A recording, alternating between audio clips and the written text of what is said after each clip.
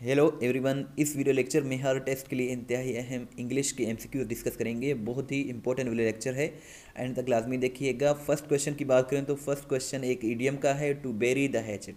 To bury the hatchet का मतलब होता है नफ़रतें ख़त्म करना।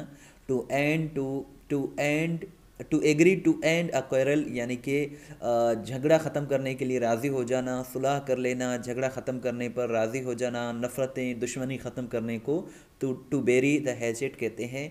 सो ये एक अच्छा इडियम है। नेक्स्ट क्वेश्चन है, has he come dash train. So train हो, टैक्सी हो, प्लेन हो, बोट हो, इनसे पहले हम प्रेपोजिशन बाय का यूज़ करते हैं।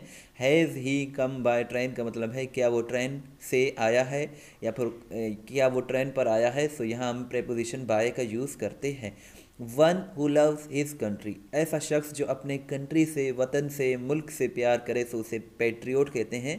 पेट्रियोट का मतलब होता है अपने मुल्क से, वतन से प्यार करने वाला, मुहब वतन। सो पेट्रियोट इसका करेक्ट आंसर है। छोटी सी रिक्वेस्ट है कि चैनल को ज़रूर सब्सक्राइब करें, वीडियो को लाइक एंड शेयर ज़रूर करें। इस तरह की वीडियोज़ हम डेली बेसिस पर बनाते रहते हैं। नेक्स्ट क्वेश्चन कुछ इस तरह से है, he tried to dash my ring. So यहाँ हम वर्ब स्टील का यूज़ करेंगे। He tried to steal my ring, STEAL। Steal एक वर्ब होता है जिसका मतलब होता है चोरी करना। He tried to steal my ring का मतलब है उसने मेरी अंगूठी चुराने की कोशिश की। सो स्टील यहाँ हम लगाएंगे STEAL। The antonym of divide is, अगर हम डिवाइड की बात करें तो इसका जो एंटोनियम है वो है यूनाइट। डिवाइड का मतलब होता है तकसीम करना और यूनाइट का मतलब होता है जोड़ना। सो डिवाइड का जो एंटोनियम है वो है unite. The synonym of retain is, retain की अगर हम बात करें तो इसका सिनोनियम मेंटेन है। रिटेन का मतलब होता है बरकरार रखना और मेंटेन का भी मतलब होता है बरकरार रखना। ये क्वेश्चन आपके लिए है, इसका आंसर ज़रूर दीजिएगा। I like both T and काफ़ी बट प्रेफर द। सो यहाँ लास्ट लेटर ये डबल टी वाला या फिर लीस्ट आएगा या फिर सारे गलत हैं, ये आप कमेंट सेक्शन में ज़रूर बताइएगा। Choose the synonym of violent. Violent की अगर हम बात करें तो इसका सिनोनियम एग्रेसिव है। वायलेंट का मतलब होता है पुरतशद्दुद और एग्रेसिव का मतलब होता है जारहाना। सो इन ऑप्शंस में जो करेक्ट ऑप्शन है वो है aggressive.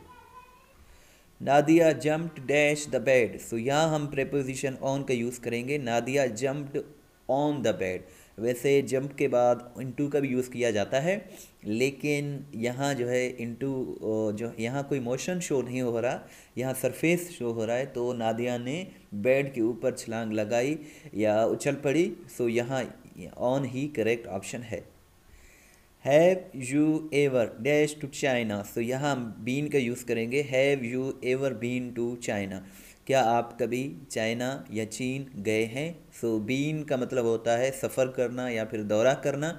So have you ever been to China इसका करेक्ट ऑप्शन है।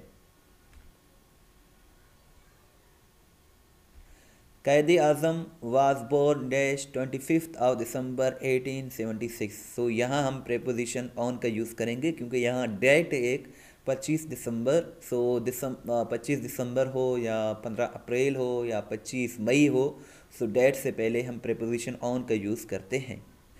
लेकिन साल से पहले और मंथ से पहले प्रेपोजिशन इन का यूज़ किया जाता है।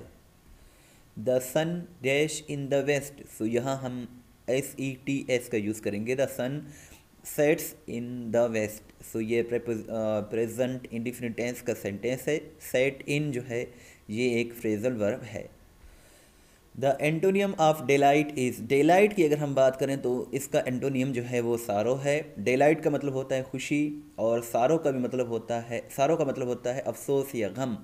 और जॉय, गिली, प्लेजर, इन तीनों का मतलब होता है खुशी। सो ये तीनों इसके सिनोनियम्स हैं। सारो जो है इसका एंटोनियम है। रूल ऑफ थंब का क्या मतलब है। रूल ऑफ थंब का मतलब होता है रफ एस्टिमेट, यानी कि सरसरी अंदाजे को रूल ऑफ थंब कहते हैं। सो यही इसका करेक्ट आंसर है। असर्शन का क्या मतलब है। असर्शन का मतलब होता है स्टेटमेंट, यानी कि मौक़िफ़ या स्टेटमेंट या डिक्लेरेशन। सो यही इसका करेक्ट आंसर है। फाइंड द करेक्ट स्पेलिंग, इनमें से कौन से अल्फाज की स्पेलिंग जो है वो करेक्ट है या सारे गलत हैं। सो इसमें जो करेक्ट आंसर है वो सिंसियरली। सिंसियरली का स्पेलिंग सही है, बाकी सब का गलत है। फेथफुली का भी गलत है और ट्रूली, इफेक्शनली, इन सब का गलत है। सिंसियरली का जो करेक्ट स्पेलिंग है वो है SINCERELY और सिंसियरली का मतलब होता है खुलूस से। और नेक्स्ट क्वेश्चन है up in arms. Up in arms ये रिसेंटली पेपर में भी पूछा गया है। सो अप इन आर्म्स का मतलब होता है to be angry. To be angry यानी कि गुस्से में होना, उसे अप इन आर्म्स कहते हैं और ये एक ईडियम है। Select the wrong spelled word. इनमें से कौन सा वर्ड है जिसकी स्पेलिंग गलत है? सो इसमें फेथफुली का स्पेलिंग गलत है। फेथफुली का जो करेक्ट स्पेलिंग है वो है FITH प्लस FULLY, लेकिन यहाँ सिंगल एल है, तो इसीलिए ये स्पेलिंग गलत है। फेथफुली का मतलब होता है ईमानदारी से। बाकी जो है यहाँ फेथफुली करेक्ट आंसर है। लिंक डिस्क्रिप्शन में मौजूद है, जब आप उस पर क्लिक करेंगे तो इस तरह आपके सामने ओपन हो जाएगा। यहाँ आपको इंग्लिश के MCQ जो कि ज़्यादातर पास्ट पेपर से लिए गए हैं और इसी से ये क्वेश्चंस ज़्यादातर आ रहे हैं, पेपर्स में पूछे जा रहे हैं। यहाँ आपको PDF भी डाउनलोड कर सकते हैं, अपना टेस्ट भी खुद ले सकते हैं। तो यहाँ आपको synonyms, एंटोनियम्स, prepositions, active, passive, direct, indirect, one word substitution, तमाम MCQs डिटेल के साथ मिल जाएंगे। सो बहुत ही अच्छी वेबसाइट है, आप इसे ज़रूर विज़िट करें। इस वीडियो को लाइक करें, शेयर करें। Thanks for watching till and. दुआओं में याद रखें। अल्लाह हाफिज़।